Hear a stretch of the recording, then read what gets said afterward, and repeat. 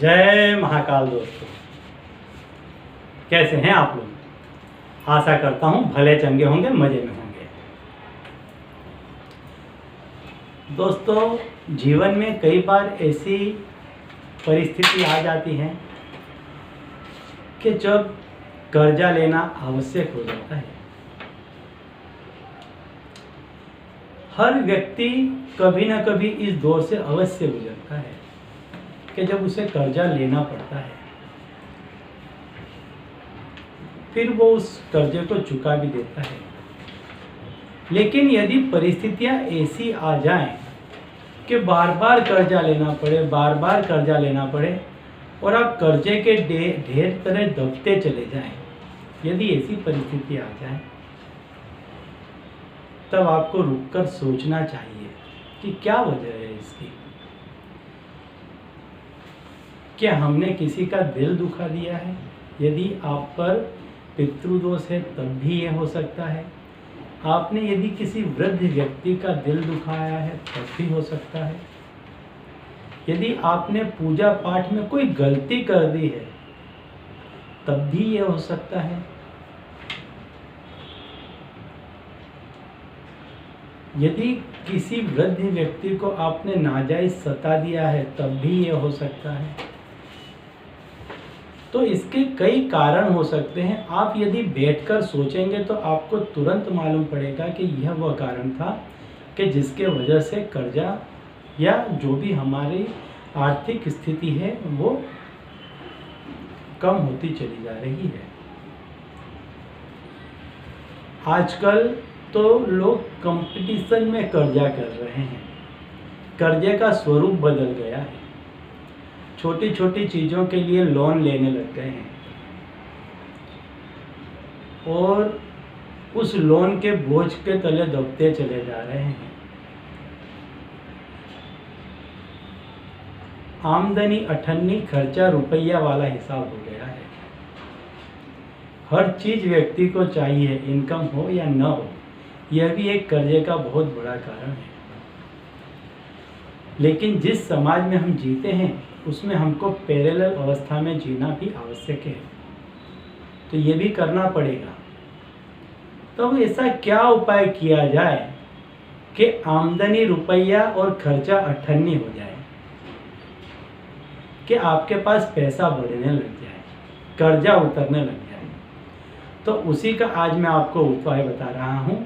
लेकिन उसके पहले यदि आप मेरे चैनल में नए हैं और अगर अब तक आपने मेरे चैनल को सब्सक्राइब नहीं किया है तो जल्द से कर दें, बेल आइकन को प्रेस कर दें। इससे क्या होगा, मेरे द्वारा बताए गए उपाय आप तक आसानी से और तेजी से पहुंचेंगे, जिन्हें करके आप सुखमय जीवन व्यतीत कर पाएंगे। तो चलिए मैं बताता हूं कि आपको करना क्या है। यदि बहुत ही आवश्यकता हो फिर भी मंगलवार और गुरुवार को किसी से कर्जा न लें। अगर इन दिनों में आपने कर्जा या लोन लिया है तो वो बढ़ता ही चला जाएगा। आपको दोबारा लोन लेने की और कर्जा लेने की नौबत आ सकती है, तो इन दिनों में न लें। सूर्यास्त के बाद किसी से भी पैसा न लें। आपने देखा होगा, महसूस करें कि जब भी आपने सूर्यास्त के बाद पैसा लिया वो पैसा आपका उस काम में पूरा नहीं लगा। जिस काम के वजह से आपने पैसा लिया था उस काम में पैसा नहीं लगा।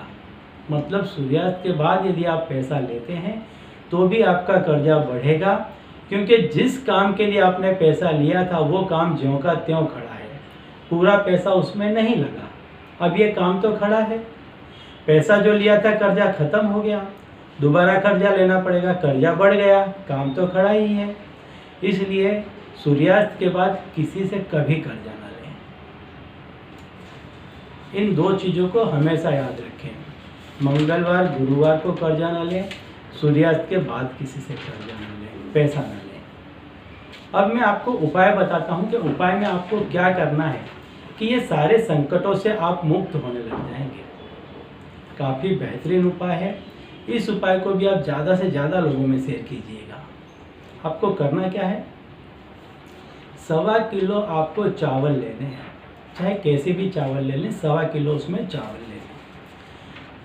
उस चावल में आपको 11 चुटकी हल्दी मिला देनी है। गुरुवार के दिन इस क्रिया को करना है, संध्या के समय करना है, सूर्यास्त के पश्चात नहीं करना है, सूर्यास्त के पूर्व करना है, संध्या के समय इस क्रिया को आपको करना है।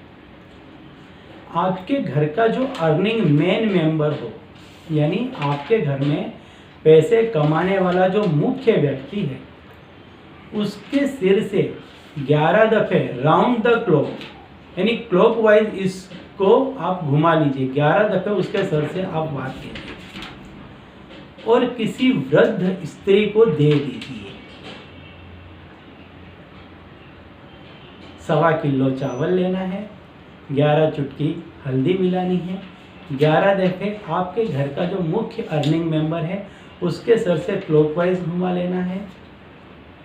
सूर्यास्त के पूर्व संध्या के समय किसी वृद्ध स्त्री को दे दें। उसी दिन से परिवर्तन प्रारंभ हो जाएगा। जो भी आपका कष्ट था, जो भी आपका ग्रह दोष था, जो भी आपका था, वो सब कटने लग जाएगा और वो धीरे धीरे करके कर्जा तो उतर ही जाएगा, आप प्लस में आते चले जाएंगे। बहुत ही बेहतरीन उपाय है। जब भी आपको लगे कि आप तकलीफ में, इसको कर लें, तकलीफ दूर हो जाएगी और आपका जीवन सुखमय हो जाएगा। तो चलिए अब मुझे दीजिए विदा और आप लोग देखते रहिए दिव्य प्रकाश और अपने जीवन में लाभान्वित होते रहिए। धन्यवाद।